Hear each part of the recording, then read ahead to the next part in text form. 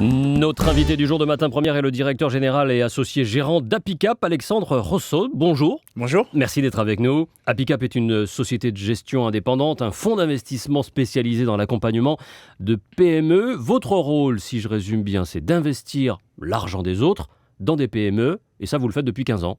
Ça fait effectivement 15 ans qu'on va voir des investisseurs qui peuvent être à la fois des particuliers, des chefs d'entreprise qui ont vendu leur entreprise, des familles ou des institutionnels, et on leur propose d'investir dans des PME françaises, donc des petites et moyennes entreprises, pour investir en capital dans ces sociétés et accompagner leur développement. Alors, Apicap le fait depuis une quinzaine d'années, je le disais, ça représente 480 millions d'euros investis dans des principalement petites et moyennes entreprises. Depuis, vous êtes également installé vous êtes dans l'Hexagone bien évidemment, mais aussi dans les DOMCOM, les collectivités d'outre-mer, et en particulier à La Réunion. Pourquoi ?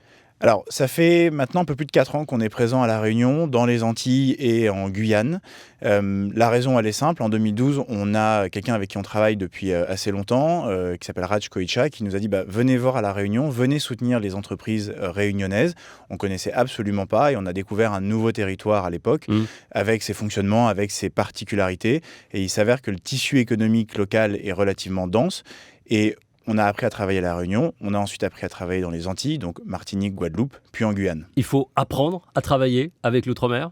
Il faut apprendre à travailler avec les régions, c'est valable donc, pour les régions d'outre-mer, parce qu'en fait chaque région est un petit peu différente, mais c'est tout aussi valable en Bretagne, en PACA ou en Corse dans le Nord, et en Corse. Oui. Est-ce que le marché hexagonal devient trop petit, trop étroit ou trop vieillissant ? Est-ce qu'il y avait la recherche de cette petite innovation, cette petite différence de fonctionnement ? Il y avait une recherche de différenciation et la recherche d'un territoire qui était peut-être un petit peu moins travaillé par certains de nos confrères. On est les seuls, depuis plus de 4 ans, on est les seuls à travailler dans ces régions-là. Et voilà, on voulait aller dans des endroits où on avait peut-être moins de confrères, de concurrence, et puis des entrepreneurs qui allaient venir découvrir une autre façon de se financer. Alors, il y a des choses qui vont peut-être faire changer la donne, on va en parler dans un instant. C'est le FIPDOM qui va permettre justement d'investir davantage en Outre-mer. Aujourd'hui, petit bilan de vos 4 années d'activité à La Réunion principalement, où vous avez investi quand même, je crois, plus de 15 millions. On a investi aujourd'hui près de 16 millions d'euros, un peu plus de 15 millions d'euros dans en 4 ans. Dans une petite dizaine de PME. Dans une quinzaine quinzaine d'entreprises qu'on accompagne et dont on soutient le développement aujourd'hui au quotidien. Quel bilan vous faites de cette expérience nouvelle ? Le bilan, il est très bon, puisqu'aujourd'hui, nous, on a vocation à renforcer nos activités dans ces régions-là. En termes chiffrés, on en parlait, une quinzaine d'entreprises. Des taux de croissance de ces entreprises, on est à plus de 30% de croissance sur une durée de 3 ans. Donc, on a les moyens d'accompagner des entreprises dynamiques qui veulent exporter, parce qu'on le voit souvent, par exemple, à La Réunion, ce sont des entreprises qui sont tournées vers l'océan Indien et vers les pays de l'océan Indien tout de suite. Mais on a aussi le cas en Guyane ou aux Antilles. Donc, le bilan aujourd'hui, il est très bon et on souhaite accélérer dans ces régions. C'est quoi le principe ? C'est quoi la mécanique en fait que vous proposez ? J'ai, je ne sais pas, une certaine somme d'argent. Je suppose qu'il doit y avoir un minimum quand même, en gros, en moyenne. Le chiffre moyen pour un investisseur, c'est un investissement qui est de l'ordre de 7 000 euros. D'accord. Donc, c'est une diversification patrimoniale. Ce qu'on propose à cet investisseur, c'est d'investir dans un fonds qui lui-même va investir dans des PME. D'accord. Donc, il ne sait pas dans quelle société ces 7 000 euros vont atterrir, forcément. Il ne sait pas à l'avance. Ouais. Ce que lui sait, c'est quel est notre historique. Donc, on lui présente notre historique de performance pour être sûr qu'on fasse les choses comme il faut. Et en revanche, il a le droit à une réduction d'impôt. D'accord. Réduction d'impôt sur l'impôt sur le revenu, qui lui permet de minimiser le risque, parce qu'effectivement, l'investissement en fonds propres dans les PME, c'est probablement quelque chose de très risqué, c'est quelque chose qui est le plus risqué. Donc pour minimiser ce risque, il a le droit à une réduction d'impôt sur son IR. Pourquoi une PME a-t-elle besoin comme ça de fonds et fait appel à des sociétés comme la vôtre ? Alors, les entreprises qu'on accompagne, elles ont des besoins de financement pour se développer. Ce sont des entreprises qui vivent leur vie, qui ont plusieurs années d'historique et d'existence, mais qui à un moment veulent passer une marche de développement. Ça peut être faire l'acquisition d'une société concurrente, ça peut être de se développer dans d'autres géographies. On a accompagné une entreprise qui était basée en Martinique, qui voulait s'installer en Guadeloupe. Ça peut être aussi pour financer une usine, financer une nouvelle machine industrielle. Et ces entreprises-là, elles font appel classiquement à leur banque, mais comme à un moment, on ne peut pas tout financer avec de la dette, elles ont besoin de fonds propres.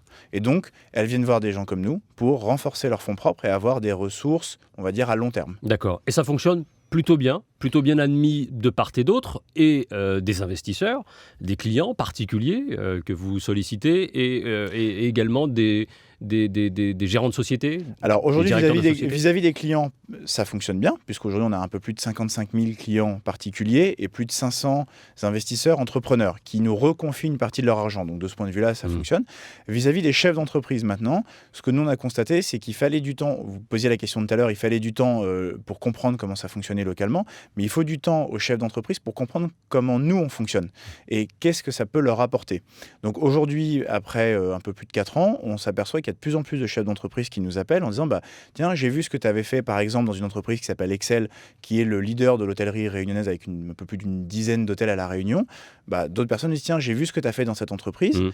Est-ce que tu pourrais aussi réfléchir à m'accompagner moi dans mon développement parce que j'ai des problématiques qui sont comparables? Ça peut être également de l'accompagnement en termes de formation, de recrutement, de personnel, c'est aussi ça? Alors c'est d'abord de l'accompagnement financier avec de l'argent, mais évidemment pas que, et c'est là la spécificité en tout cas chez Apicap, comme on est tous d'anciens entrepreneurs, on accompagne les dirigeants pour casser un petit peu leur solitude.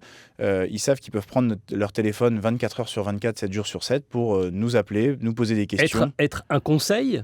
Être un associé. On est associé, donc quand vous êtes avec un de vos associés, vous avez une question à poser, vous hésitez sur une décision à prendre, tiens, qu'est-ce que tu en penses? C'est une bonne idée? Non, c'est une mauvaise idée? Ok, je vais faire différemment. D'accord. Est-ce que dans ce principe de fonds d'investissement, la pression des investisseurs, des particuliers, vous oblige parfois à prendre des décisions radicales? Vous faites, c'est pas des multinationales, mais vous faites, je crois que vous avez employé un terme, vous êtes plus multi-région, vous êtes sur une proximité d'accompagnement des entreprises, mais pour autant il faut faire des choix, il faut que ce soit rentable pour tout le monde et principalement pour Apicap et les investisseurs. Alors, on a nous une politique qui est, on met toujours au premier plan les entreprises qu'on accompagne. Donc les décisions qu'on prend, elles doivent être bénéfiques pour l'entreprise et pérennes pour l'entreprise. Ça ne veut pas forcément dire que ce sera la décision qui financièrement sera la meilleure, parce que nous, on pense que la pérennité de l'entreprise, c'est ce qui, à long terme, nous permettra d'avoir le meilleur retour pour nos investisseurs. Donc c'est vraiment l'angle que nous, on prend quand on prend des décisions.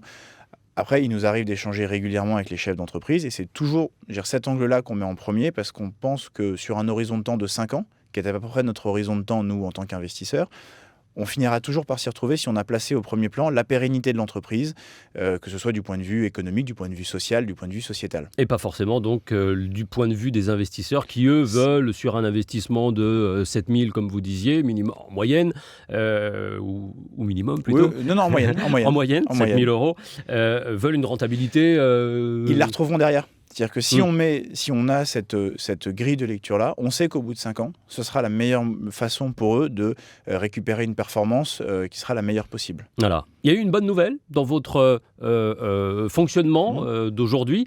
C'est l'ouverture des FIP-DOM qui permet donc à tous les Français d'investir en Outre-mer. Qu'est-ce que ça apporte ? Alors, on peut peut-être déjà dire ce que c'est qu'un FIP, parce que nous on a l'habitude. Un fonds d'investissement de proximité. Exactement, donc ce sont ces véhicules qui permettent d'investir dans des régions données. Les FIP-DOM existent depuis un peu plus de 4 ans. Apicap, on est les seuls à en gérer depuis 4 ans. Ils avaient une particularité, c'est qu'on ne pouvait faire appel qu'à des contribuables ultramarins. On ne pouvait pas proposer ces fonds aux contribuables de l'Hexagone, par exemple. D'accord, seuls les particuliers ultramarins pouvaient investir. Exactement. Donc on était forcément limité en termes de capacité à lever de l'argent. Donc nous, on a réussi à le faire grâce aux partenaires réunionnais dont on parlait depuis un peu plus de 4 ans maintenant.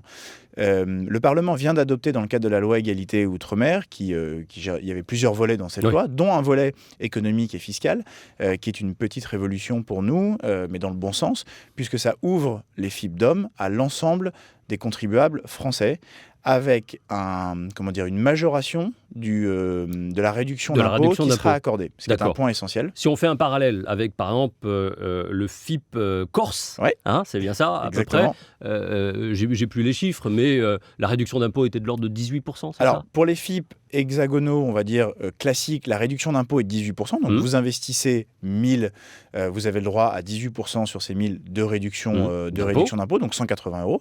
Dans les FIP Corse, vous aviez droit à 38%. D'accord. Et dans les FIP-DOM, vous avez désormais droit aussi à 38%. Donc vous avez bien une majoration qui vise à inciter les particuliers français à investir dans les entreprises ultramarines. Donc ça va considérablement, j'allais dire, ouvrir la capacité d'investissement dans ces entreprises-là. Je peux vous donner peut-être un chiffre qui est assez révélateur. Dans les DOM, jusqu'à présent, on était les seuls, donc on sait a fortiori combien on collecte chaque année. On levait à peu près autour de 3 millions d'euros qui étaient investis. Oui, j'ai lu 5 à peu près. Entre 3 et 5 selon les années, qui sont investis, donc levés chaque année et investis dans les entreprises ultramarines. En Corse, ça fait un peu plus de 9 ans que les FIP Corse existent avec ce système de majoration. Les FIP Corse, ça représente chaque année 70 millions d'euros pour un territoire. Oui, de 300 000 habitants. Alors que l'ensemble et donc, pareil, le principe était le même, il n'y avait que les Corses. Non. C'était ouvert à l'Hexagone. C'était justement ouvert à tout le monde. C'est pour ça que nous, on a 70 travaillé... 70 millions d'euros investis chaque année, enfin levés chaque année. Levés et investis. Pour l'économie corse. Exactement, c'est pour ça que nous, chez Apicap, on a milité, alors ça fait de longues années qu'on milite pour aligner le régime des FIP DOM sur celui des FIP Corse, parce que 70 millions d'euros par an, on n'y arrivera pas la première année, mais si à terme on arrive à ces sommes-là, ça vous donne un petit peu une idée de l'impact pour un territoire, enfin pour des territoires que sont les DOM, qui font à peu près 2,6 millions, 2,7 millions d'habitants au global, alors qu'en Corse, on avait la même somme pour un territoire de 300 000 habitants. On peut imaginer donc ce que ça peut représenter. Est-ce que l'économie de ces territoires d'outre-mer peut absorber suffisamment d'investissements comme celui de la Corse, comparable. Alors, je vais vous répondre. Déjà, la Corse aujourd'hui l'absorbe, alors que c'est un territoire plus petit et qui est beaucoup plus proche de l'Hexagone, du continent, on dit là-bas. Un avantage ou pas? Alors, un avantage, en tout cas pour nous, ça veut dire qu'il y a beaucoup d'entreprises qui font du business en Corse à partir de Marseille, à partir de Nice. Alors que quand vous êtes en Martinique, en Guadeloupe ou à La Réunion, c'est plus compliqué de faire venir un bateau, nécessairement.